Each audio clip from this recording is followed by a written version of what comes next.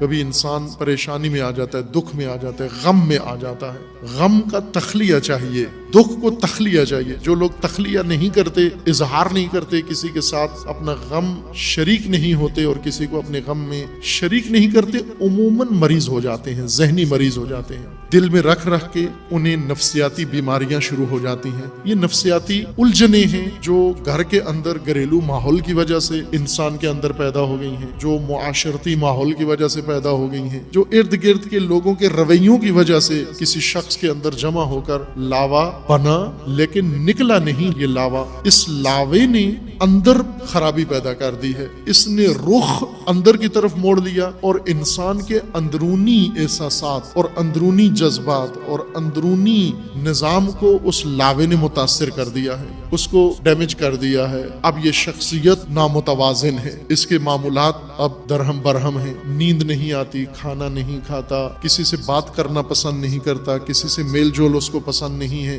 علیحدہ رہتا ہے، خلوت میں رہتا ہے، اپنے غم میں کڑتا رہتا ہے۔ علاج کیا ہے اس کا؟ علاج یہ ہے کہ کوئی ایسا قابل اعتماد جس کو یہ مانتا ہو، اعتماد کرتا ہو، وہ اس کی بات سنے۔ ایسے مریضوں کو عموماً لوگ سمجھانا شروع کر دیتے ہیں۔ انہیں سمجھاؤ نہیں، ان سے سنو، انہیں بتاؤ کہ کیا ہے تمہارے دل میں، جو دل میں ہے اگل دو، نکال دو۔ میں سننے کے لیے تیار ہوں۔ سننے کے لیے تیار یہ نہیں ہے کہ آپ موبائل سے کھیل رہے ہوں اور اسے کہیں کہ آپ بولتے رہو میں سن رہا ہوں، نا، اس کی گفتگو میں شامل ہو جاؤ، ایک ایک نقطے کے اوپر رد عمل دکھاؤ۔ اگر وہ دکھ کی بات کرے، اظہار افسوس کرو، اگر خوشی کی بات کرے، خوشحالی کے تاثرات اس کے لیے آپ اپنے چہرے کے اوپر لے آؤ، اس جیسے بن جاؤ آپ۔ وہ یہ سمجھے کہ جو مجھ پہ بیت رہی ہے یہ اس کو مکمل طور پر سمجھ رہے ہیں۔ اس سے وہ شخص ہلکا ہو جاتا ہے، سبک ہو جاتا ہے اور نارمل ہو جاتا ہے، معمول پہ آ جاتا ہے۔ یہ وہ علاج ہے اس کے لیے جس کو آپ ڈپریشن کہتے ہیں، جو دباؤ ہے، نفسیاتی دباؤ ہے، عموماً ہو جاتا ہے بعض لوگوں کو۔ کیوں ہو جاتا ہے؟ گھر والوں نے پیسے نہیں دیے،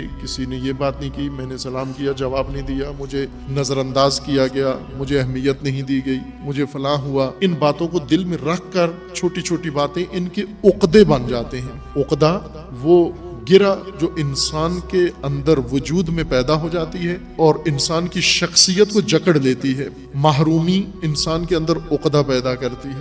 وہ لوگ جو محروم ہیں اور حسرتیں بہت زیادہ ہیں، جی بہت کچھ چاہتا ہے لیکن ہاتھ پلے اور جیب میں کچھ بھی نہیں ہے، گھر والے انہیں نہیں دیتے۔ اس کا جی چاہتا ہے اس کے پاس بہت اچھا موبائل ہو اور گھر والے اسے چائنا کا لے کے دینے کے لیے بھی تیار نہیں ہے۔ یہ موبائل زدہ، یہ عقدئی ہو جاتا ہے۔ لوگوں کے پاس دیکھتا ہے اچھے اچھے موبائل اور احساس محرومی میں مبتلا ہو کر، اپنے ماں باپ کی نسبت بدبین اور بدگمان ہو کر، اپنے بھائی بہنوں کی نسبت بدبین اور بدگمان ہو کر، اس کے دل کے اندر ایک نفرت کا عقدہ پیدا ہو جاتا ہے اور دل کے اندر چھپی ہوئی نفرت یہ پھر اپنا اثر کرنا شروع کر دیتی ہے۔ جب اس کا اظہار نہیں کرتا تو اندر خرابی مچانا شروع کر دیتی ہے۔ عقدے نہ بننے دیں، محرومیتیں عقدہ نہ بنے۔ لوگوں کے رویوں سے آپ کے اندر عقدہ پیدا نہ ہو، مضبوط شخصیت بناؤ۔ اگر کسی کا منفی رویہ ہے آپ کا تو اس کا رویہ منفی ہے، میں کیوں اپنے دل پہ لوں، میں کیوں بیماری میں مبتلا ہو جاؤں، میں کیوں اپنے اندر لاوا پکانا شروع کر دوں، میں اپنی جان کھانا کیوں شروع کر دوں اگر اس کا رویہ منفی ہے۔